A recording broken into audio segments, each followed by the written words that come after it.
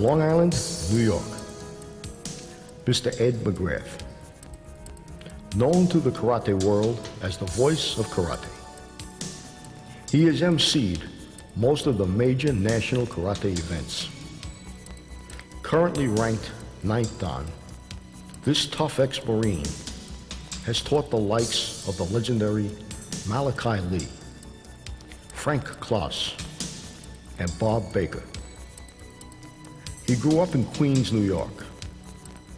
He is acknowledged as the inspiration for one of the main characters in the movie The Karate Kid, whose author was also one of his students.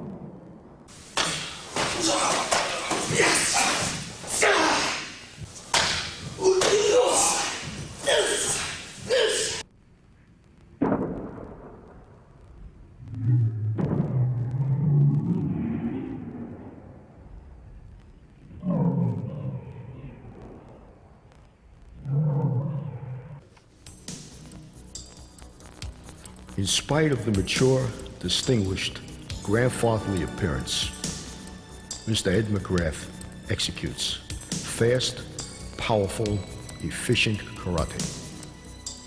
He is one of the finest products of the Ishinryu karate world.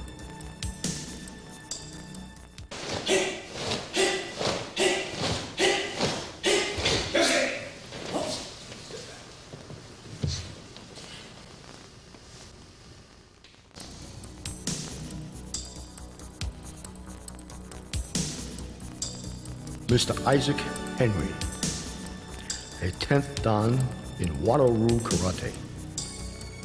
His headquarters is Long Branch, New Jersey, where he is assisted by his son Fred, who under the guidance of his father has produced some of the finest karate men in the field today.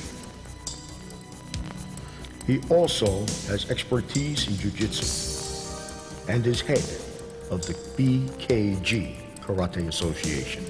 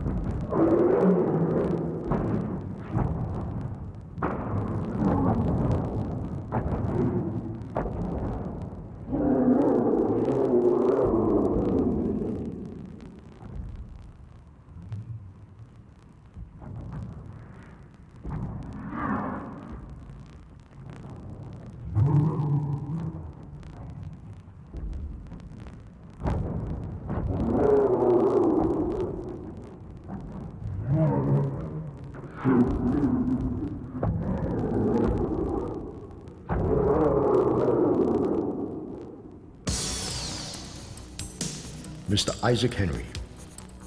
His awards are too numerous to mention, but his most valued reward is watching the product of his teaching on the training deck in his New Jersey dojo.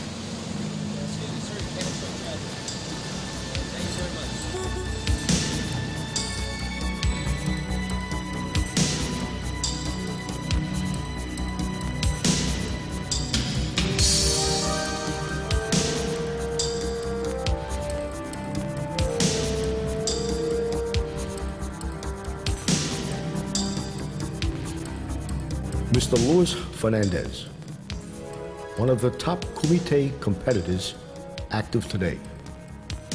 He is a mounted police officer assigned to the Coconut Grove section of Florida. He is the southeastern United States representative to Ezo Shimabuku of the Sobashi Shorin Karate World. Currently ranked Renshi 6th Dan.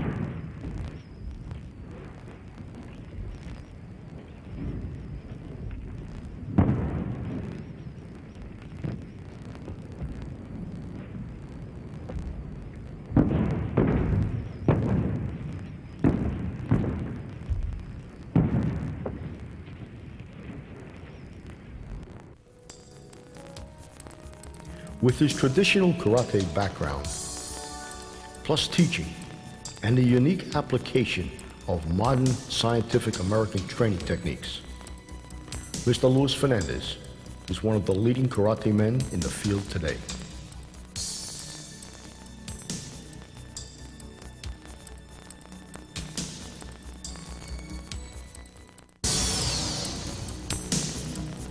Jersey City, New Jersey.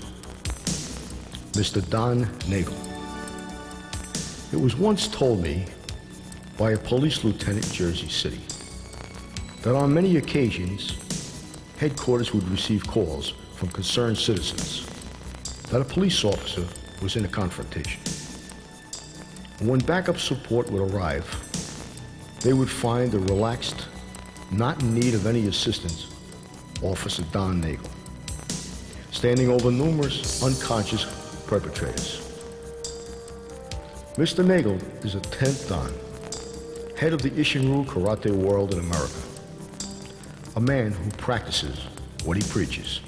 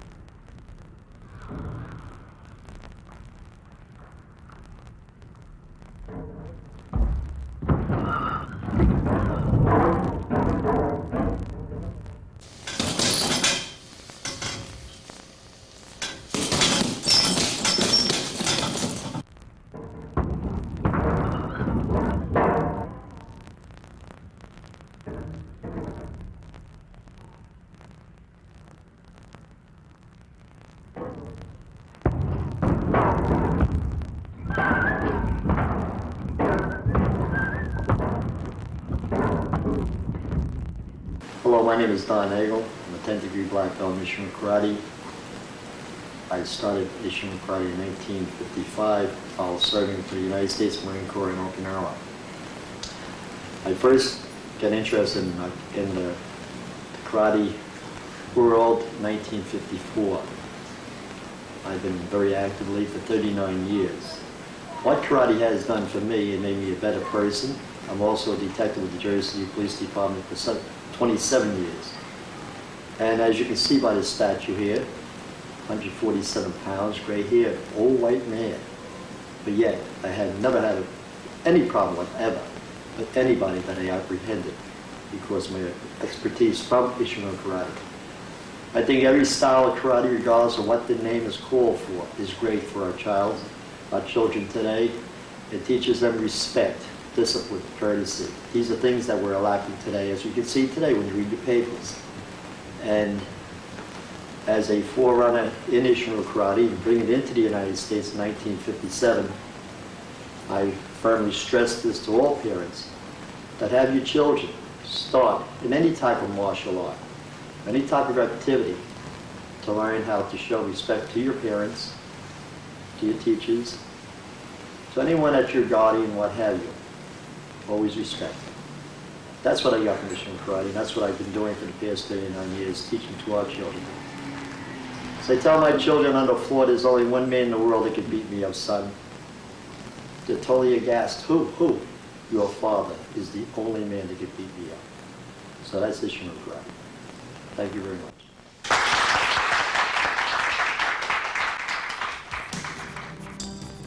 Mr. Nagel is the man responsible for bringing Ishinryu Karate to America, and he has produced some of its finest representatives, including Ed McGrath, Joel Buckles, Gary Alexander, and Ralph Pizarro.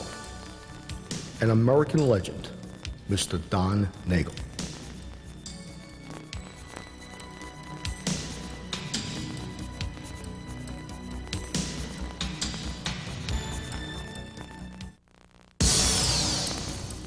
Miami Beach, Florida. Mr. John Pachiva Sr., a product of St. Louis, Missouri, born of Greek immigrant parents, a tremendous athlete who dedicated his life to his beloved karate training. He is currently head of the United States Karate Association, a 10th Dan with headquarters in North Miami Beach, Florida, where he still oversees the training of his students. His life has been the practice and the teaching of fitness and karate.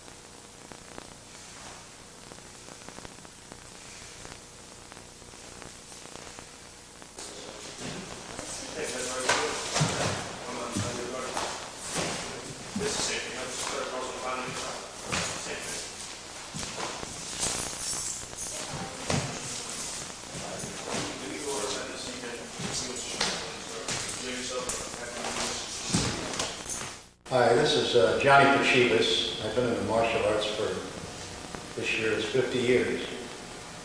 Devoted most of my life to training youngsters and adults.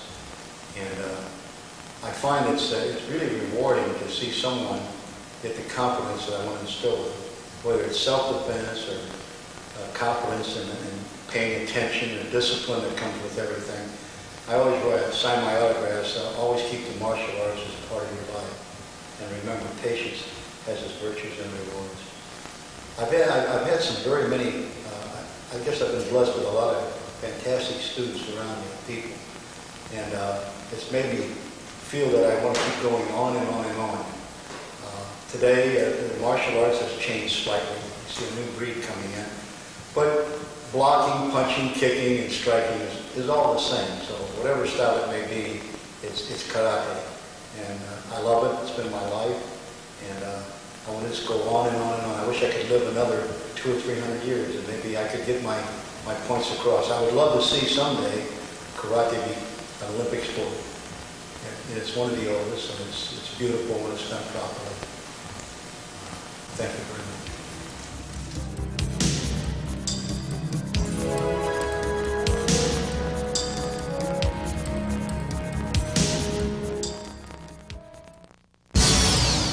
Brooklyn, New York. Mr. Alan Goldberg, a Sifu of the traditional Wing Chun Kung Fu style. A top student of Master Jason Lau. He currently publishes Action Martial Arts magazine. His headquarters is in Brooklyn, New York, where he maintains a traditional Kwan. He doesn't advertise or solicit for new members. By reputation, those interested seek his knowledge.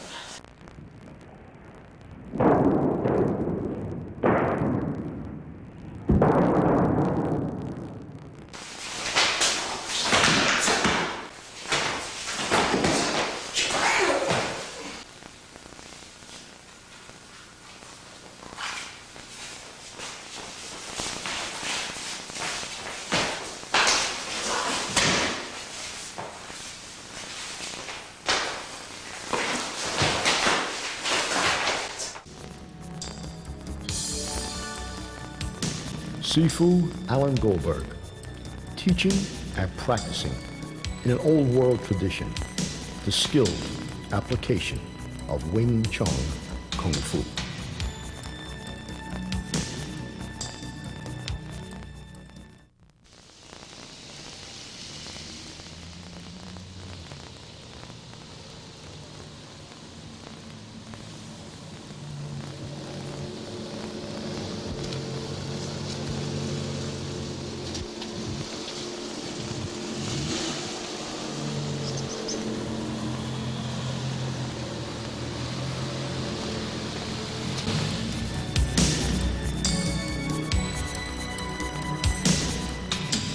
Kearney, New Jersey.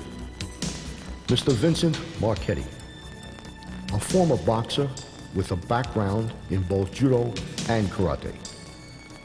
He has formed his own style, entitled Michi Budogu. He's a member of the Soki Head of Style Council and the World Martial Arts Hall of Fame.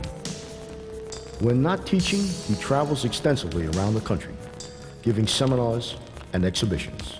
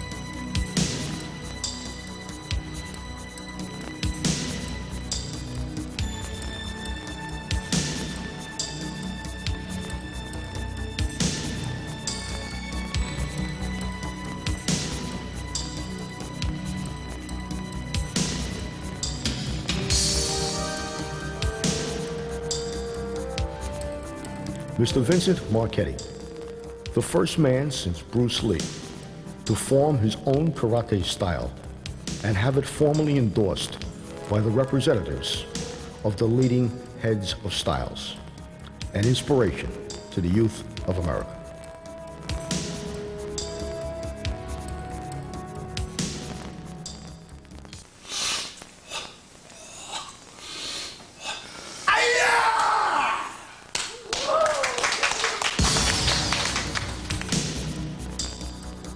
Bayonne, New Jersey. Mr. Ralph Pizarro, known to the karate world as the Gentle Giant, a 7-dan Isshin-ryu karate, and trainer of kickboxers and traditional karate men. Mr. Pizarro performs many exhibitions and matches for charity organizations. His most recent was a fight between his old friend and former heavyweight contender, Chuck Wepner, who was the inspiration for the hit movie Rocky.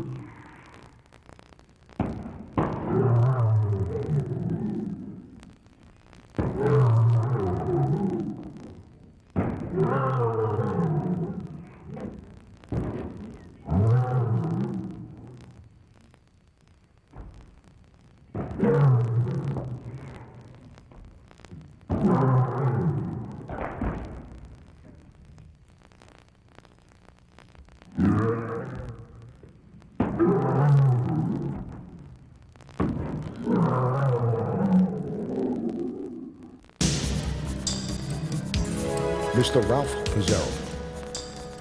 His power, his size, and his agile mobility earned him the name, the Gentle Giant.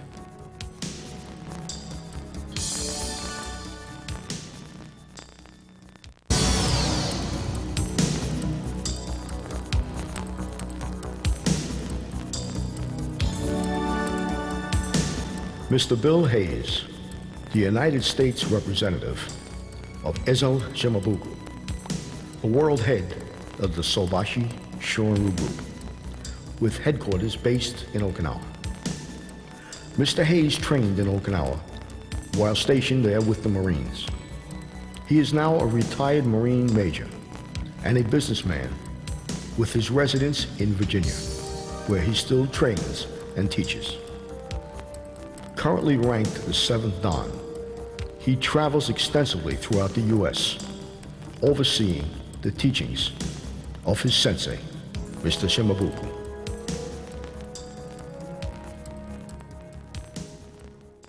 Now we want to take a look at the effectiveness and different levels of blocking. That also allows us to manage our energy and our power a bit better, and also use the opponent's limbs and his positioning to our advantage during an attack. For instance, basically a palm punches. Most systems I simply step back and block and try to counter.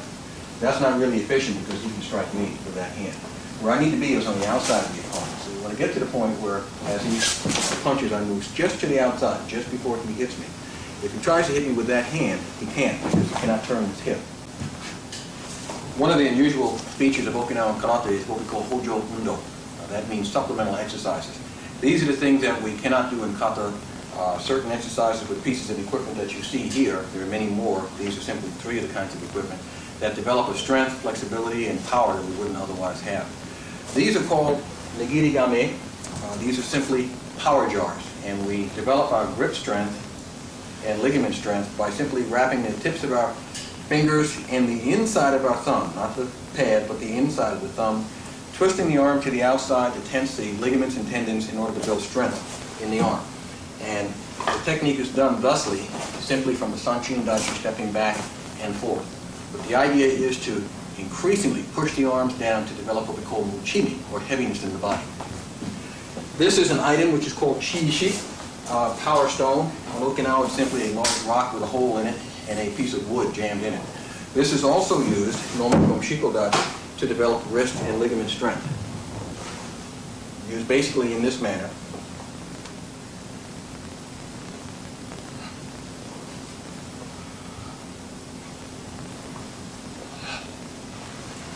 With each hand. It strengthens the lower hips, it strengthens the muscles that are around the armpit, as well as the wrist and the hand itself. It gives tremendous power to our grabbing techniques. We're able to do things much, much quicker and to learn how to relax. This is the biggest truth teller in the dojo, the makiwara. We don't have it up against the wall because it must flex to be proper. We understand that we practice a whole week of just pushing the maki to learn muscular contraction. We also have the top planed off so that we can strike with our shuto to develop the knife edge of the hand. So we're striking and punching and pushing down. So you're projecting power in 2 directions, in this direction and downward. At the same time, the wooden base allows you to practice tension in your stance work, your dachi, and your kamae, which is your posture, which is the upper half of your stance. So we're pushing the body down for power, and then we're pushing the body in for power. It's not so important to hit the maki hard on Okinawa as it is to hit it a high number of times so that we develop not just good metacarpals, but we develop some callus over the first 2 knuckles in order to transmit force. And these are the kinds of things that we use when we practice Hojo Undo in Okinawa.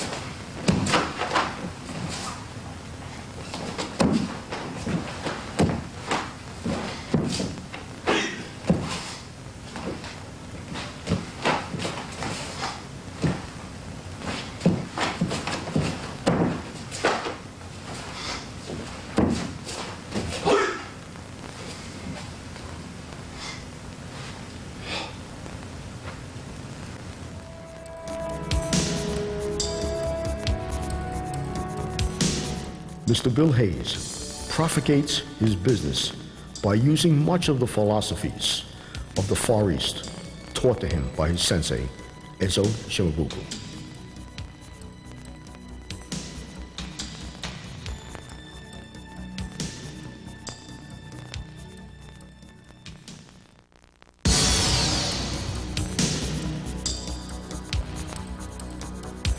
Neptune, New Jersey.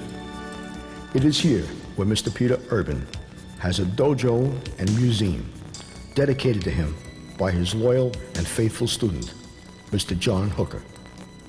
It houses the valued and treasured possessions accumulated over the years by this pioneer of American karate. Mr. Urban was once described as the George Washington of American karate. He has written numerous books on the subject and is responsible for bringing Goju-Ryu karate to the USA. This 10th Dan was once the U.S. representative of Gishin the Cat Yamaguchi.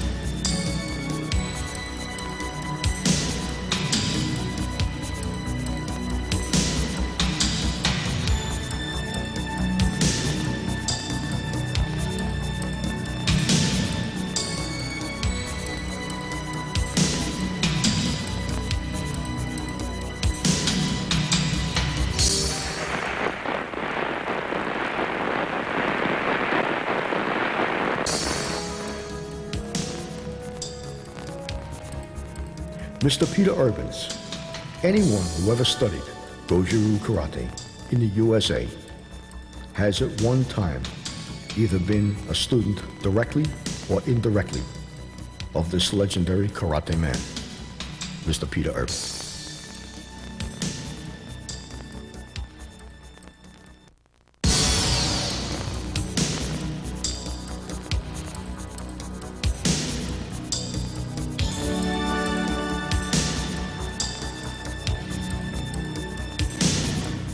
Fort Lauderdale, Florida.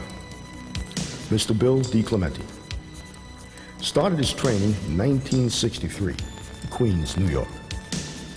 He was the inspiration for the movie, which bears his registered national trademark name, The Karate Kid. He formed his own branch of Shorin-Ryu, entitled Atarashi Matsubayashi, in 1989.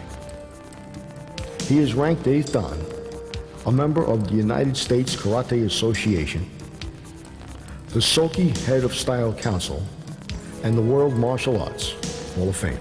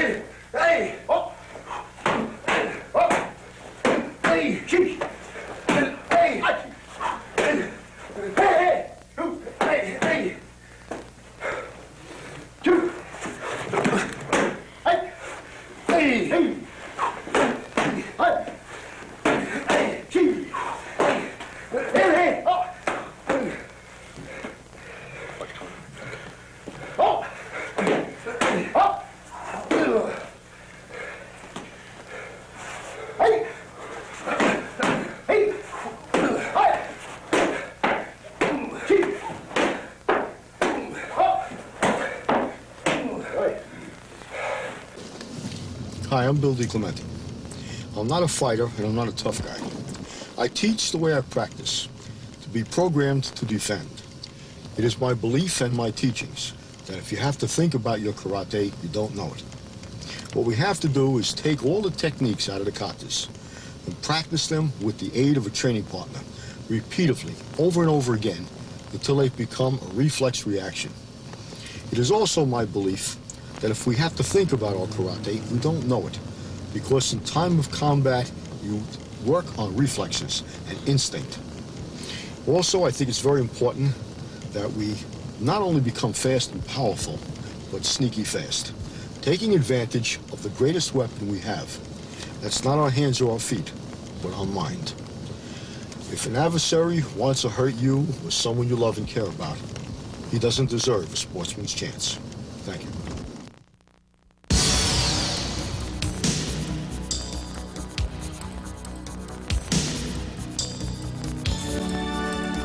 Broward County, Florida. Mr. Joe Hess, a former heavyweight full-contact fighter whose traditional background in karate is Goju-Ryu. He has the distinguished title of being the chief instructor to all law enforcement personnel at the Criminal Justice Building. This large, powerful, athletic man possesses some of the most proficient and technical skills any martial artist could wish to have. He also has over 40 movies to his credit, most recently The Bodyguard, The Wanderer, and Miami Vice.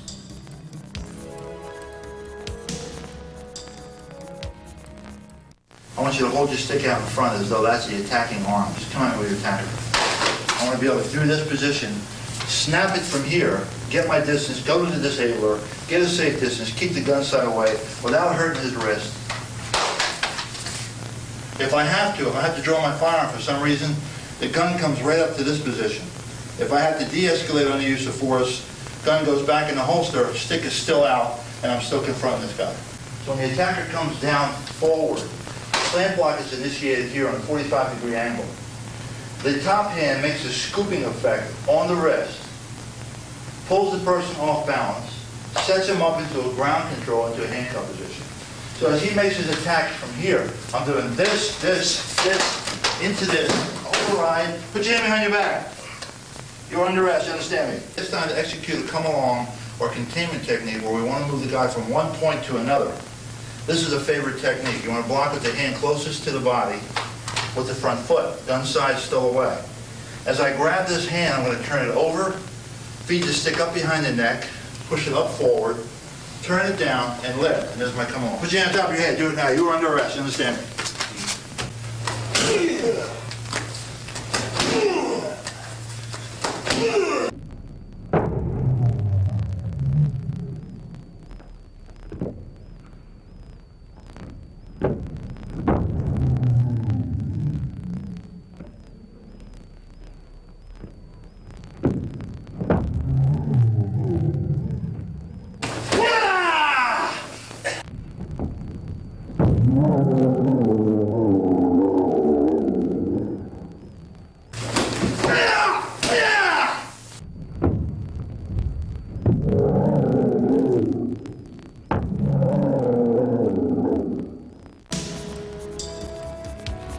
There are many karate men and law enforcement personnel who owe much to Mr. Joe Hess.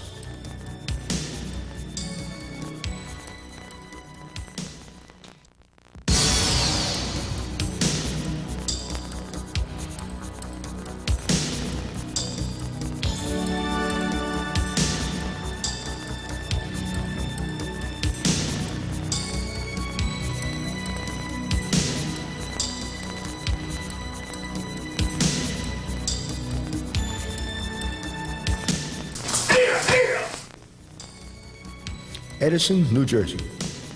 Mr. Gary Alexander, a 10th degree black belt in Isshin-Ryu Karate with an extensive background in Jiu-Jitsu. He was the author of the book Unarmed and Dangerous and has a series of training videos to his credit. He was the first man to win the Masayama World Championship held in Madison Square Garden, New York, and was inducted into the Hall of Fame by Black Belt magazine. This tough ex-Marine has been a leader in the karate world for 3 decades.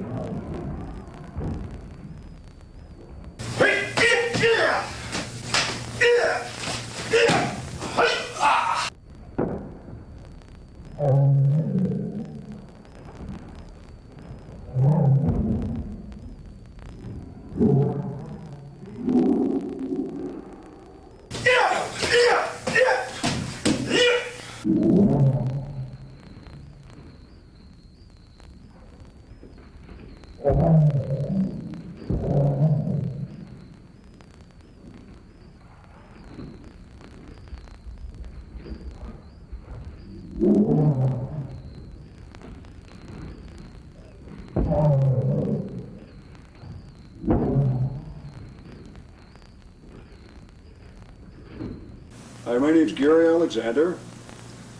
The best way to sum up my background and experiences in the martial arts is that I spent 35 years of intensive involvement in all directions. As a champion in the early days, instructing military, Marine recons, law enforcement personnel, quite a few thousands of men, women, and children. Essentially trying to develop healthier, more capable Americans would be the theme. Essentially, at this point in time, out of our school in Edison, New Jersey here, this is our headquarters for our international association. We try to maintain the ethical standards, the integrity, the chivalry of the martial arts, in the sense that we want karate, martial arts, to be exactly what they were designed to be, and that is, one, a way of life, a method of survival, if you have to go hand to hand against an adversary. We want it to be a way for people to develop some of the life qualities, confidence, coordination, discipline, leadership, and these things do happen if a student is involved enough and dedicated enough to work hard towards developing themselves through the martial arts. Basically, we are very strong in the area of ethical martial arts practices. As I said, we started back around 1957, 58, 59. In those days, there wasn't money in the martial arts. Okay, what that's essentially says is that people that started in that day and age, a lot of your pioneers, were in it because of the love of the martial arts and for respect of the martial arts and perhaps looking for a better mousetrap, so to speak, better way of staying in shape, a very hybrid form of combative arts, something different, something a little bit mystical perhaps. But in retrospect, I'm finding now that the mysticism revolves more around intensive hard work. That's the magic of the martial arts. Okay, there's no such thing as putting a microchip in your brain and being a black belt. There's no easy way to gain a black belt. In this day and age, you probably go out and buy a 1-year black belt, but it's worth exactly that. 1 year's worth of training at whatever level the person trained at. To be a black belt takes years of intensive training, dedication, and development within the martial arts. And for a student or a practitioner that has good integrity, the rewards are many. Thank you very much.